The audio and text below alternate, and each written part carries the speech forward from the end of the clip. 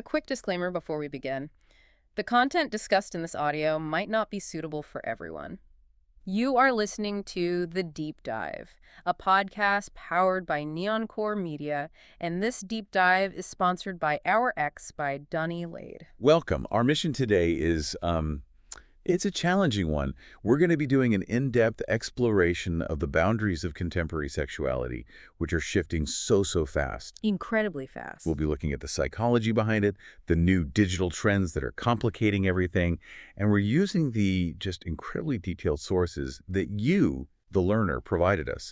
We're not just summarizing here. We're really trying to analyze where that modern line of consent is drawn. And what happens when we, intentionally step over it for the sake of fantasy. Exactly. And I think we should just jump right into that tension. Just picture this for a second.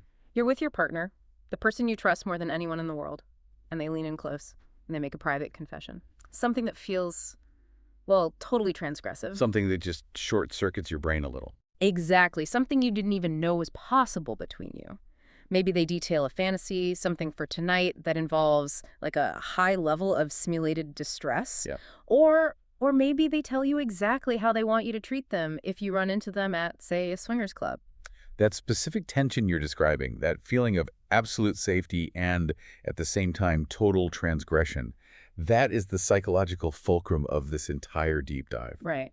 Our sources show that the line between what we call normal and taboo isn't fixed at all. It's incredibly fluid, it's customized, and that demands just massive amounts of communication. Okay, so let's unpack this. Our sources reveal that technology really is the catalyst here. It's what allows people to define these boundaries for themselves. For better or for worse. It leads to amazing self-discovery, but it also opens up, completely new ways for conflict and danger to emerge. Let's begin where all of this exploration really starts with the self. For centuries, masturbation was treated like a disease. But modern psychology sees it so differently. Oh, completely differently. Especially when we look at the duality of it. What does the research actually say about its benefits, particularly for women? The positive data is just. It's overwhelming. For women especially, masturbation is consistently reported as generally healthy, risk-free, and this is the crucial part, a highly effective coping mechanism for psychological distress. So it's not just physical pleasure, it's a tool. It's a tool for emotional regulation. We're talking about genuine neurochemical benefits. The act evokes these calming, joyful, uplifting emotions. It often leads to real, tangible improvements in well-being. Like what specifically? Things like reduced anxiety, relaxation, better sleep, even enhanced self-esteem that's tied to self-discovery and just accepting your own body. So if it's so beneficial, where does that boundary get crossed? When does it become a destructive practice that actually hurts a relationship? It sounds like the issue isn't biological at all. It's not. It's relational and psychological. Precisely. The research points to 5 key indicators where masturbation stops being healthy self-care and starts to damage a partnership. And it's not about how often someone does it. Not at all. It's about the intent and the effect. The first harm is preferential treatment. So consistently preferring masturbation over sexual intimacy with your partner. Right. That would leave the partner feeling, I imagine, pretty neglected, or like they're not enough. Exactly. Neglected, undesirable, or that they're somehow failing to satisfy your needs. It's a huge blow. And the second point you mentioned, it seems to be more about the internal experience. Yes. The second indicator is when the act itself starts to generate negative feelings. Guilt, shame, intense self-criticism. And those feelings interfere with the person's own pleasure or their ability to just be present in their relationship. That internal conflict is really toxic. The other 3 seem to map almost directly onto the criteria for like a behavioral addiction. They do. The third is when you see unsuccessful attempts to decrease or stop the behavior.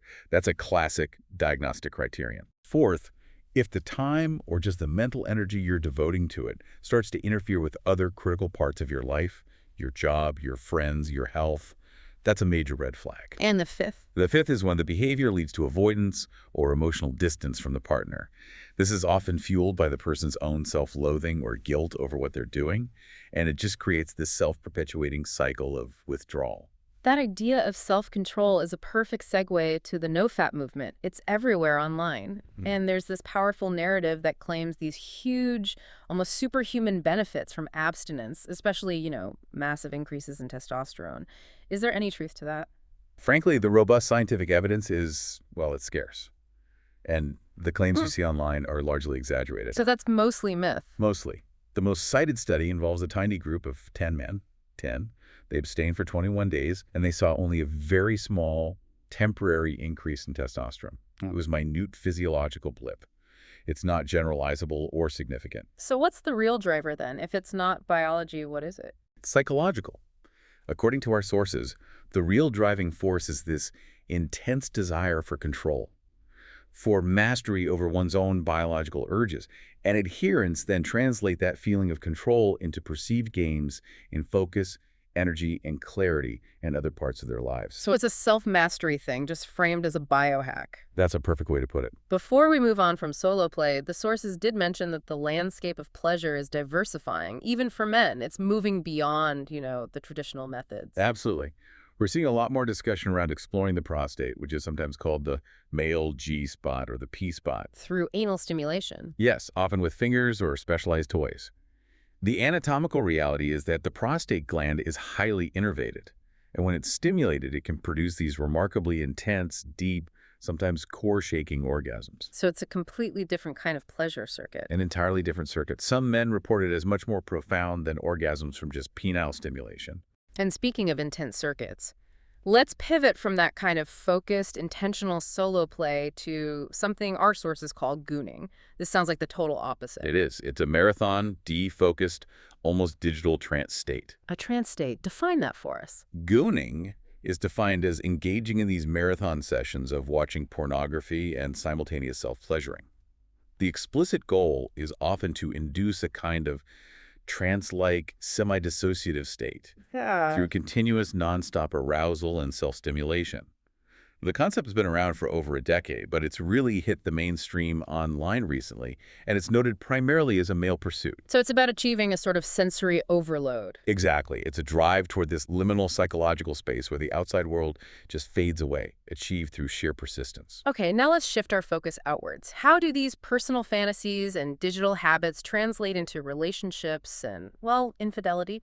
The statistics on infidelity are still stubbornly high. It's around 20% of married men and about 13% of married women who report cheating. And interestingly, it's not always the younger couples. No. We actually see older age groups, people in their 40s and 50s, reporting higher rates than younger adults. It might be due to being in relationships longer or just having more opportunity and disposable income. And the internet has completely redefined where an affair even begins. It's not just the office party anymore. Not at all. Affairs now frequently start online, discreetly, through social media, DMs, dating apps, chat rooms. But what our sources really emphasize is the intense, long-lasting emotional fallout for the cheater. To the person who cheated. Yes. They often struggle with significant, pervasive guilt and remorse. It leads to this prolonged self-loathing and a sharp drop in self-esteem. And that internal struggle is a huge part of the avoidance and distance they then create with their partners.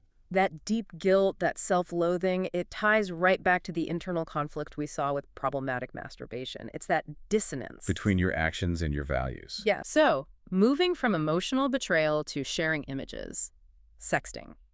This is where the line between private fantasy and public life becomes a legal minefield, especially for young people. It's a huge problem. Legally, sexting is generally fine if everyone involved is over the age of majority and gives enthusiastic consent. But the situation for minors is alarmingly complicated. How so? Peer-to-peer sexting, say between two teenagers in a relationship, can illegally fall under anti-child pornography laws. Wait, even if the images are willingly shared between two people who are the same age? Yes, exactly. And the motivation of a teenager sharing a nude with their boyfriend is fundamentally different from the exploitative nature those laws were designed to combat. Of course. But because the laws haven't evolved to accommodate how adolescents actually communicate digitally, we have seen cases where teenagers who send, receive, or even just have these photos on their phone face serious criminal charges for production or possession of child pornography. That's terrifying. It's a huge gap between social reality and legal reform. A painful gap. Moving on from digital communication, let's look at how societal biases impact relationship structures themselves. Bisexuality, for instance, is still fighting this stigma of, being perceived as illegitimate. This is where identity has a profound impact on relational health. Our research shows that in mixed-sex relationships, if bisexuality is perceived by either partner as just an illegitimate phase. Like you're just on your way to being gay or something. Exactly. The idea that the person is just in transit, that perception is highly damaging. It's negatively correlated with both partners' sexual and relationship satisfaction. So the simple legitimacy of the identity is a foundation for trust. A crucial foundation. If the identity isn't taken seriously, the whole relationship suffers because the other partner feels like they're just waiting for the inevitable to happen. And this struggle for legitimacy is also core to understanding the concept of the down low. The term down low, or DL, often refers to men who have sex with men, specifically African American and Latino men, who do not identify as gay. And crucially, they don't disclose their same-sex activity to their primary female partners. Which is often just seen as simple betrayal. Right. But feminist and critical race theory gives us necessary context here. This choice is often understood in the context of institutional discrimination and the strict societal enforcement of what we call compulsory heterosexuality. So what does that framework actually clarify for us? It clarifies that for some men, especially in marginalized communities where coming out carries specific, heightened risks, social exclusion, physical danger, loss of community standing, the DL serves as a necessary sexually safe underground space. So it's not just about cheating. It's about navigating systems of oppression that deny them the safety to express their full sexual spectrum openly without losing their perceived masculinity or their social security. But despite these deep challenges, we are seeing some positive movement in public visibility, right? In media. We are. The data shows a generalized, sustained increase in LGBTQ+ representation, especially on streaming and cable. And a significant milestone noted in our sources is that, for the first time, the number of bisexual characters in mainstream American cable TV is now surpassing the number of lesbian characters. And that visibility has to help chip away at that it's just a phase narrative. It absolutely does. So from challenging heterosexuality, let's talk about challenging monogamy itself. Ethical non-monogamy, E&M, swinging. What drives couples to take that enormous leap? The motivations are really diverse, but they're almost always rooted in exploration. Curiosity, a desire to inject some excitement or novelty into a long-term relationship, or the wish to explore sexualities like bisexuality that a primary partner might not fulfill. But the prerequisite is always communication. The unanimous prerequisite for ethical success is radical, excellent communication and rock-solid trust, because you are intentionally introducing vulnerability into the relationship. And that communication requirement brings up one of the sharpest conflicts within E&M communities. The difference between the consent framework and what some toxic narratives call the waiver of consent. Yes. And that second framework is genuinely dangerous. How so? The consent framework is healthy. It means consent is ongoing and can be revoked at any moment. If you feel uncomfortable, you have the right to stop. The waiver of consent framework, though, is deeply problematic. It suggests that once a couple agrees to open the relationship, a partner has waived some of their rights to object to certain things later on. So if one partner wants to close the relationship down the road, they're accused of violating this prior permanent waiver. Exactly. Toxic narratives emerge where a partner is shamed for trying to close the relationship. They're called controlling or immature, or they're told, you lost your say when you agreed to open it. That's not consent, that's coercion. It moves the dynamic from consensual exploration toward emotional coercion or even abuse. It turns a foundation of freedom into a form of ownership. Let's focus on swinging itself. The sources highlight some pretty persistent gender imbalances there. Swinging has long battled a reputation for being historically patriarchal, often centering on male desire. And while it is true that many women engage in same-sex activity within the lifestyle, for a significant number, this activity functions more as a marker. A marker of what? A marker of openness and willingness to experiment within that community, rather than being an indication of an established bisexual or lesbian identity. And the presentation, the dress code even, seems to reinforce traditional gender roles. It absolutely does. The visual imbalance is striking. Research notes that in many swinging venues, women are often expected to be sexually available, wearing hyper-feminized clothing like lingerie. While the men are in jeans and a shirt. Right. And this visually reinforces the focus as being almost entirely on the women. It can lead to a dynamic where the male partners sometimes feel confused or marginalized, realizing they aren't the primary object of the community's attention. Shifting gears a bit, let's look at another structure that challenges social norms. Age gap relationships. We have data on this, but also these powerful evolutionary explanations. Empirically, the age gap in Western monogamous societies is actually pretty small. About 3.3 years difference in Southern Europe, for instance. But that gap expands dramatically in contexts that permit polygamy, where the average difference can jump to 6.4 years or more. Always favoring the older man. Generally, yes, an older man with a younger woman. And why does evolutionary psychology propose that women prefer older mates? What's the theory? The theory is rooted in reproductive investment. Females, being the higher investing sex because of pregnancy and child-rearing, are hypothesized to be more selective. Older males are preferred because age, historically, correlates with the visible signs of a high providing capacity. Meaning status and resources. Exactly. Accumulated status, resources, social protection, experience, all of those things. And this is, of course, a constant theme in romance and erotic literature. The source mentioned the novella Sway. Sway is a great literary example of this fantasy. It pairs Levi, a highly established, wealthy, experienced older man, with Daisy, a vibrant, uninhibited 24-year-old. The fantasy is multifaceted. The older partner provides stability and guidance, while the younger partner offers this freeing, youthful energy. Okay, so from challenging relationship structures, we now step fully into power and fantasy. Deep kinks. Let's start with the one that sounds like a total legal and ethical oxymoron: consensual non-consent, or CNC. CNC is one of the most intellectually fascinating BDSM dynamics, I think. It is an explicit role play that simulates non-consensual acts. Like a kidnapping fantasy or something. Exactly. A kidnapping, being tied up unexpectedly, verbal violation.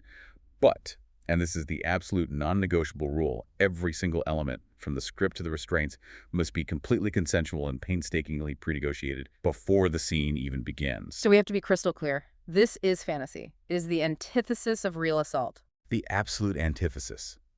Which means it actually requires more communication, not less. It demands radical honesty and extreme boundary work. Partners have to establish detailed okay activities, soft limits, and absolute hard no activities, the untouchable boundaries. The dynamic only works because of that trust. The dynamic only works because participants know, intellectually, that they are in total control even while they're performing the loss of control. But let's get to the legal clash here. If the role play involves simulated struggle or even real tears or distress, what happens if that fantasy bleeds into legal reality? And that is the immense legal vulnerability of CNC. A prosecutor might view a scene and argue that the simulated withdrawal of consent, crying, screaming, struggling, which is often part of the fantasy, could invalidate the prior agreement. Which brings us to the safe word. It has to. The pre-negotiated safe word, something absurd like Bananarama, is the single most important legal and ethical protection. And when that word is used, the entire scene must stop. Immediately, non-judgmentally. It has to cease. The safe word ensures that no matter how realistically you're performing the fantasy, you never, ever lose the right to withdraw your real-world consent. And what happens after? Mandated aftercare is crucial.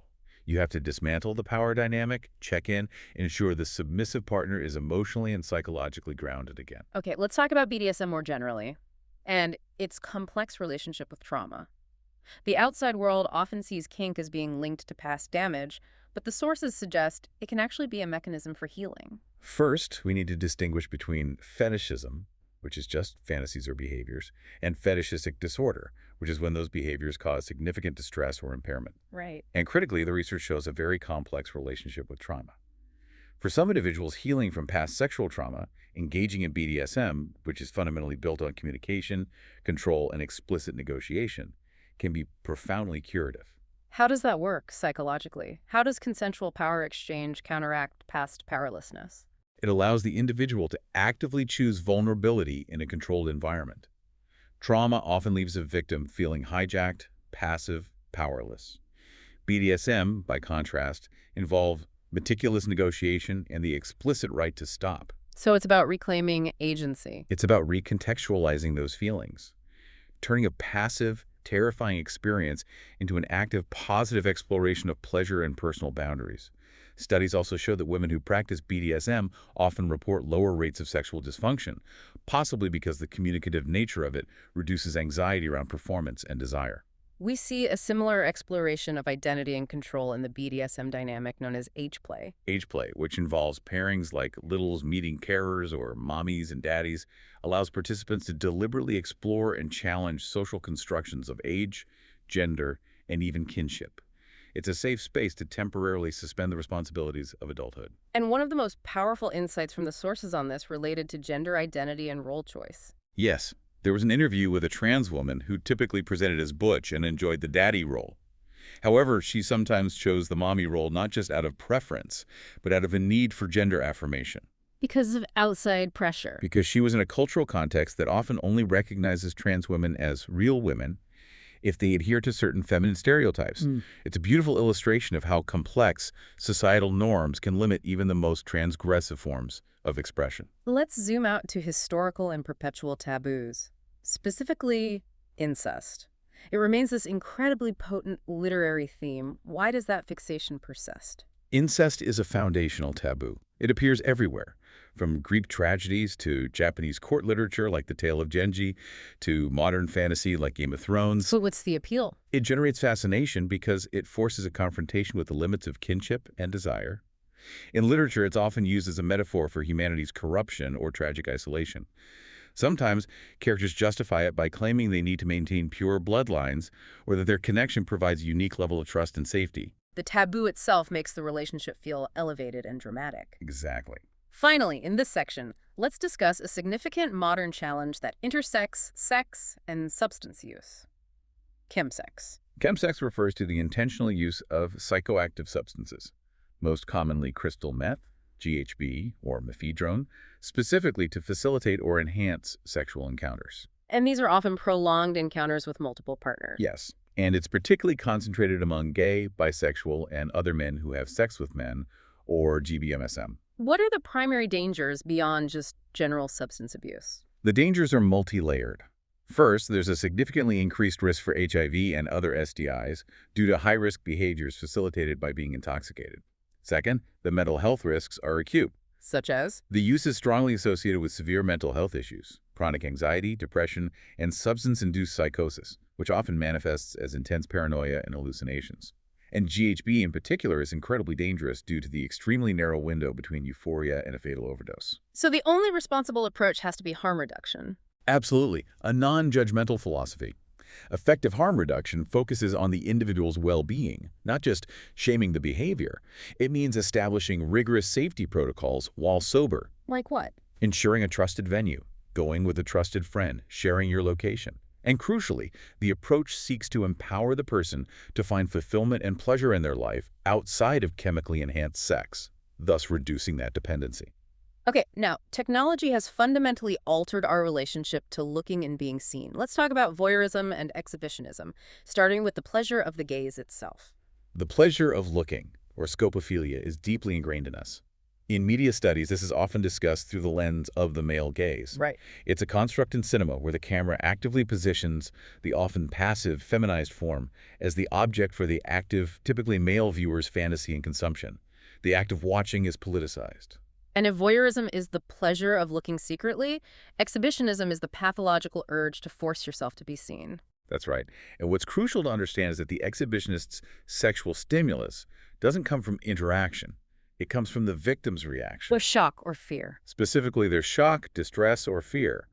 That reaction confirms the act's power and its effect. And these ancient concepts have been aggressively digitized, creating these massive new public spaces for exposure. We face the sex cam problem, where content is illegally streamed from thousands of compromised public restrooms worldwide. And of course, the widespread illegal distribution of unsolicited nudes, which is a pervasive form of online sexual harassment. The digital space eliminates distance and creates permanence. Let's confront one of the most toxic forms of desire amplified by the digital age: racial fetishes, specifically yellow fever. This is a critical discussion because the harm is systemic and psychological. It's not just a matter of preference. What do you mean? Yellow fever relies on these persistent, racialized, and gender-based stereotypes of Asian women as being exotic, passive, or submissive. The moral objection isn't just that the preference exists, it's the disproportionate psychological burden it places on Asian and Asian American women. What does that psychological burden look like on a daily basis? It's a constant, exhausting internal audit. They have to constantly question men's motivations, wondering, is this person interested in me as an individual or just the fetishized idea of my race? That sounds debilitating. It leads to extreme suspicion, doubt, and this feeling of being interchangeable with any other Asian woman. Even if the fetish doesn't involve overt negative stereotypes, our sources contend that these racial fetishes inherently depersonalize and otherize their targets. They transform a complex individual into a consumable racial type. Moving from objectification to outright violence, the digital realm has fueled a crisis of non-consensual image sharing, image-based sexual abuse, or IBSA. IBSA, or non-consensual intimate imagery, is a profound form of cybersexual violence. The scope of harm is immense. It results in psychological distress, economic damage, chronic PTSD, and lifelong trauma for victims. And the dynamics of who perpetrates it and who gets blamed, it mirrors offline gender-based violence. It absolutely does. IBSA is overwhelmingly perpetrated by men against women, feminized bodies, and marginalized communities. And a consistent finding in the research is this pervasive tendency to assign more blame to the female victims. The classic victim blaming. Yes, if a woman initially took the intimate image of herself, she is often judged responsible for its subsequent distribution, reinforcing the same toxic discourse we see around offline sexual assault. And the crisis is escalating because technology is making it possible to just fabricate the images entirely. The challenge of AI-enabled non-consensual sexual imagery, or NCSI, is terrifying. AI can now create hyper-realistic, intimate deepfake images of people who never even posed for them. It's a unique form of digital trauma. It is. The victim has to deal with the distribution of images that are both intimately revealing and completely fabricated. This is causing depression and chronic PTSD, and it underscores the urgent need for clinical care to integrate digital sexual victimization into psychiatric practice. Given the speed of this threat, the legal response has to be just as rapid. It does. Laws are evolving, but they have to be comprehensive. They need to cover every stage of the abuse. That means criminalizing not just the dissemination, but also the preparatory stages. Threats to distribute images and the creation of altered or deepfake images. Where are we now with that? Non-consensual dissemination is a Class 4 felony in some jurisdictions, but the legal framework must keep expanding to address the non-physical yet incredibly destructive nature of this digital harm. This has been an extensive and a challenging deep dive, covering the psychology of solo exploration, the complexities of modern relationships, and the very real dangers of digital violence. I think our core takeaway should center on 3 areas. First, the complexity of solo play. Masturbation can be a critical coping mechanism, but its misuse, like gooning, often signals a deeper psychological drive for control. Second, the absolute necessity of radical consent in dynamics like E&M and CNC, where a prior agreement never, ever waives your right to withdraw. And finally, the persistence of societal stigma and digital abuse, from questioning a bisexual identity to the psychological damage of racial fetishes and the trauma of IBSA. What's fascinating to me here is that the line, the boundary that defines how far is too far, it's not a fixed social rule. It's a constant, fluid process of evaluation. It requires ongoing self-knowledge. And this is where we can actually return to the formal model used to teach adolescents about setting sexual boundaries. It's a 6-step model, and it's surprisingly relevant for complex adult decisions. What are the steps? It starts with analyzing contextual factors, moves to considering risks and benefits, then boundary setting and communication, then the sexual event itself, and critically, it ends with evaluation. That final step, evaluation, is the one we skip most often as adults. We just operate on instinct or momentum rather than reflective analysis. Precisely. The model insists that our boundaries have to reflect our personal goals and values. The post-event evaluation phase, analyzing whether the experience aligned with those values, whether the communication was truly effective, whether you felt whole afterward, that is vital. So consent isn't just a yes or no in the moment. Especially in these high-intensity areas, it's an ongoing reflective loop that has to be tied to your personal integrity. So if we take this framework designed for teenagers and apply it rigorously to our own complex adult lives, to that deep, private fantasy you just realized you want to confess, or that boundary you just negotiated, it shifts the discussion entirely. It moves consent from a transactional checklist to a continuous process of self-knowledge. Which raises an important final question for you, the learner. If you were forced to apply that full evaluation stage of this formal model to your most recent significant sexual decision, whether it was exploring a new kink, sending a daring text, or agreeing to a complex relationship dynamic, what new, maybe uncomfortable truth about your own boundaries, your values, or your long-term emotional goals would you discover? What did the heat of the moment cause you to miss? That willingness to evaluate, that's the real boundary line.